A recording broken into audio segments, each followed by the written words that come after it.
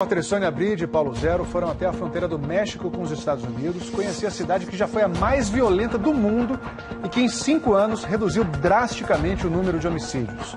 Quais as lições que Ciudad Juárez tem para o Brasil?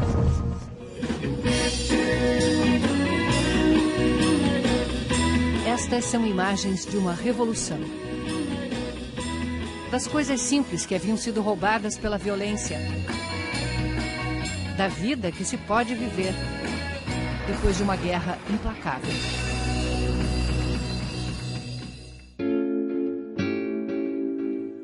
Ciudad Juárez começa no deserto e termina no muro. Do outro lado, El Paso, uma das cidades mais seguras dos Estados Unidos. Aqui no México, uma concentração de sonhos e ambições que não conseguem atravessar a fronteira. E que há pouco tempo ostentava o título de cidade mais violenta do mundo.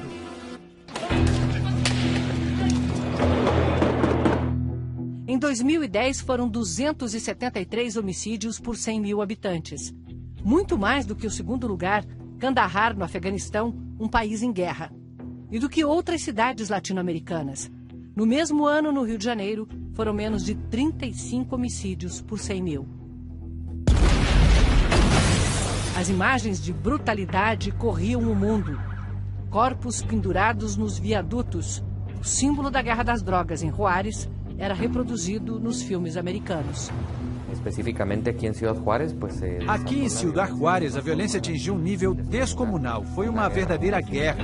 Milhares de pessoas mortas nas ruas. Miles de muertos nas calles. Todo tipo de crime tomava as ruas. De 10 roubos de carro no México, 7 aconteciam em Juárez. Sequestros, 10 por dia, todos os dias. Não era necessário ter dinheiro para ser sequestrado. Não era necessário ter dinheiro. Eram sequestrados médicos, deputados, engenheiros, mães de família e até vendedores de hambúrguer. Vendedores de hamburguesas. Mas o que provocou essa mudança tão radical que encheu de gente as ruas que estavam esvaziadas pelo medo? Sangue inocente derramado. Han sido 8 anos. Faz 8 anos daquele dia, 30 de janeiro de 2010. É a noite mais difícil da minha vida e sempre será a noite mais longa da minha vida. Naquela noite, o filho de Lupita, Rodrigo, de 17 anos, e seus colegas de time comemoravam a vitória no Juvenil de Futebol Americano, a categoria chamada de AA. A mãe de um dos meninos ligou dizendo: "Venham logo, tivemos um problema." Quando eu e meu marido entramos no carro, sentimos um frio congelante. Os dois ao mesmo tempo. Talvez fosse sinal para que a gente se preparasse para o que ia viver. Uma gangue de sicários, matadores de aluguel, achou que a festa era de um grupo rival que também se chamava AA, Artistas Assassinos. 20 homens invadiram a casa. Eu vi muito sangue e comecei a gritar desesperada. Meu filho não pode estar morto. Ele tinha que ir para a universidade. Ele tinha muitos planos. Rodrigo e outros 16 estudantes estavam mortos. Naquele momento, o governo federal lutava contra o narcotráfico em vários frontes. A estratégia era usar as Forças Armadas e a Polícia Nacional para combater os cartéis. O resultado foi uma escalada de violência. O número de mortes no país triplicou em 4 anos. Ao saber do massacre dos rapazes de Juárez, o então presidente do México, Felipe Calderón, disse na TV que os mortos eram traficantes. É claro que nós, como pais e mães de família, levantamos a voz e dissemos: "Não, senhor, os garotos não eram criminosos, eram jovens do bem." O Memorial dos Meninos Mortos é a lembrança de que a dor uniu a cidade. O massacre foi um marco. Foi a partir dessa tragédia que o então presidente do México, Felipe Calderón, reconheceu o fracasso da guerra contra o narcotráfico. Foi em conversa com as mães das vítimas e por sugestão delas que o governo do México adotou uma nova estratégia. E a partir daí, Ciudad Juárez começou a ser retomada pelos seus próprios cidadãos. E a gente começou a unir-se. Nos unimos. Foi uma corrente de solidariedade, uma resiliência que nasce da dor, para dizer para a delinquência: acabou. Foi além das manifestações. Empresários decidiram propor um imposto para financiar a luta contra a violência. Chegou até um ponto em que dissemos: não vamos continuar a viver com temor. Temos que recuperar Juárez para os nossos cidadãos. Nossos filhos merecem, nossas futuras gerações e nós mesmos merecemos. Eles montaram um comitê de segurança que acompanha e mapeia todos os crimes na cidade. Sabendo onde a violência está concentrada, a polícia atua onde o trabalho dela é mais necessário. As estatísticas que antes não existiam revelaram um cenário devastador.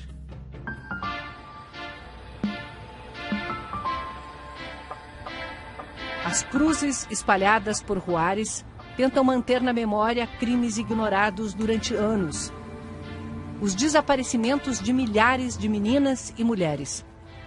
Elas saíam para a escola ou para trabalhar e nunca mais eram vistas. Até os corpos começarem a ser encontrados no deserto, alguns ao lado do muro da fronteira. No caos de Juárez, o feminicídio não era investigado e criava a sensação de que esse era um território de ninguém. A maioria das desaparecidas tinha vindo para trabalhar nas maquiladoras, fábricas americanas que montam seus produtos aqui usando mão de obra que custa em média 1/5 do salário mínimo de lá. 13 parques industriais tipo Zona Livre ao longo da fronteira empregam 1 em cada 4 dos 1.400.000 habitantes. Em 2008, a crise econômica americana se tornou mais um fator de crescimento da violência. Sem compradores do outro lado da fronteira, muitas maquiladoras fecharam suas portas. De uma hora para outra, mais de 90.000 pessoas ficaram sem emprego. Isso justamente no momento em que 2 cartéis disputavam o controle da cidade de Juárez e do acesso das drogas aos Estados Unidos. Estava formada a tempestade perfeita. Do outro lado do Rio Grande, a infraestrutura americana de transporte que distribui as mercadorias de Juárez para todos os cantos do país levava também 1/4 da droga consumida nos Estados Unidos. Aqui, a guerra pelo controle dessa rota tinha de um lado o cartel de Sinaloa, do sanguinário El Chapo, e do outro o cartel de Juárez. As forças federais eram um problema a mais. Eles controlavam a delinquência em Juárez. Era um problema grave. A violência era impulsionada pelos policiais enviados pelo governo federal. Fomentados por os mesmos policiais.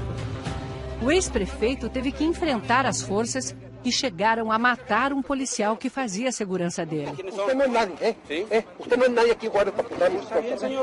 Os 10.000 homens foram embora e deixaram Juárez com seus próprios problemas de corrupção policial. Era complicado porque durante muito tempo os policiais foram recrutados pelo crime organizado. Jorge Nava assumiu o esquadrão anti-sequestro porque o chefe dele foi executado aqui na praça, em frente à sede da Secretaria de Segurança. Jorge tinha 28 anos e era o mais velho de uma equipe de 60 novatos. Nós não éramos os mais capazes, mas éramos aqueles que queriam colocar a mão na massa.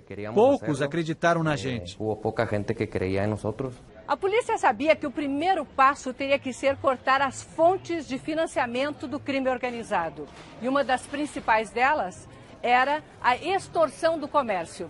Não havia na cidade uma barraca de camelô, uma loja aberta na rua, um restaurante que não tivesse que pagar toda semana pela proteção do crime, ou seja, para não ser atacada pelos criminosos. Os comerciantes não viam alternativa. Tinha gente que perguntava, como que vocês empresários podem dar dinheiro ao crime organizado? E eu respondia, me diga, e como não pagamos, se no dia seguinte eles mandam um mensageiro e nos metem uma bala? Cristina, que ainda tem trauma dos dias que passou nas mãos de sequestradores, desconfiava da polícia. Não existia confiança nas autoridades para denunciar. A gente se escondia. A recuperação da confiança foi cortando na carne. Só a Polícia Municipal, que em Juárez faz o trabalho que no Brasil é desempenhado pelas PMs, teve 800 policiais presos ou afastados por corrupção. 1 em cada 3.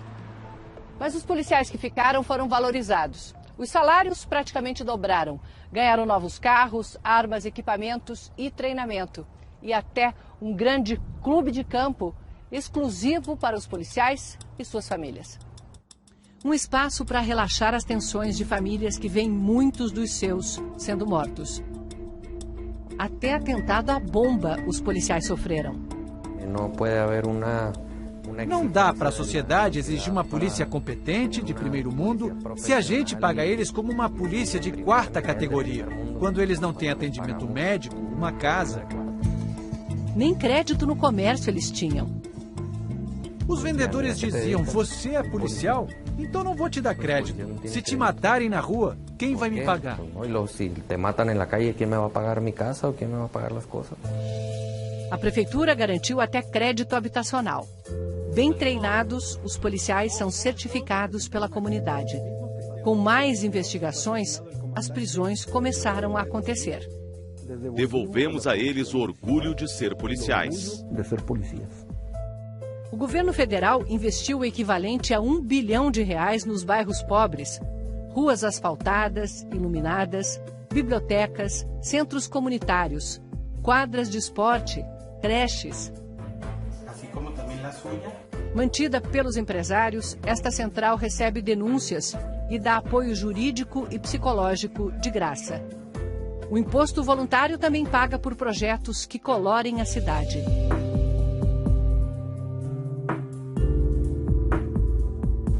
Regiões degradadas ganharam dignidade. No bairro que já foi o mais violento da cidade mais violenta do mundo, os irmãos Macias mostram a arte que ajudaram a estampar nas paredes. Ao lado, as mulheres que compartilham histórias de violência se aproximam umas das outras. Mais que massagem, um toque de afeto. Ao anoitecer, o centro comunitário está movimentado. Mas um menino de 11 anos me conta que ainda tem medo. Você está chorando? Acho que é muita tristeza. Existe muita tristeza. É difícil, né? Sim. É difícil passar por tudo isso. É difícil passar por tudo isso. Eu vi meu primo ser morto e eles apontaram a arma para mim e disseram que iam me matar.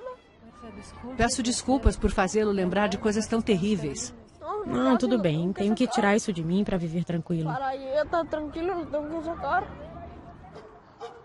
Dona Cuca tirou a dor e botou na parede de casa. Uma borboleta para cada filho morto. Me perguntaram como eu queria pintar minha casa. Eu disse que não queria cores, queria ramos de árvores e borboletas. As borboletas são meus filhos. Antes estavam num casulo e agora abriram as asas. No bairro onde o filho de Lupita e seus amigos foram mortos, um grande centro esportivo agora ocupa o que foi um terreno baldio, cheio de lixo. Todo o bairro está transformado. É aqui que Lupita enfrenta o crime com as armas que ela pediu ao presidente. As armas são lugares, espaço de esporte para os jovens se ocuparem. A delinquência organizada tirou meu filho de mim, mas hoje sou eu que tiro 1, 2, 3, 5, 10 garotos deles. Foi assim que Juárez conseguiu, em 5 anos, baixar o índice de homicídios de 273 para menos de 19. Nos últimos 2 anos, o índice voltou a subir junto com o resto do país.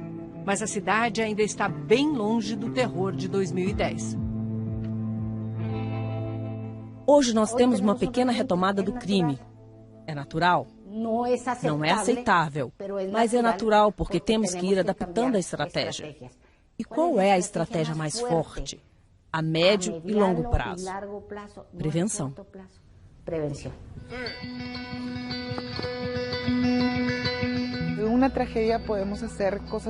De uma tragédia podem surgir coisas boas. Essa é a semente do bem. Foi assim, é assim e continuará assim por muito tempo. Que dure e solte os sorrisos que começam a despontar com esperança.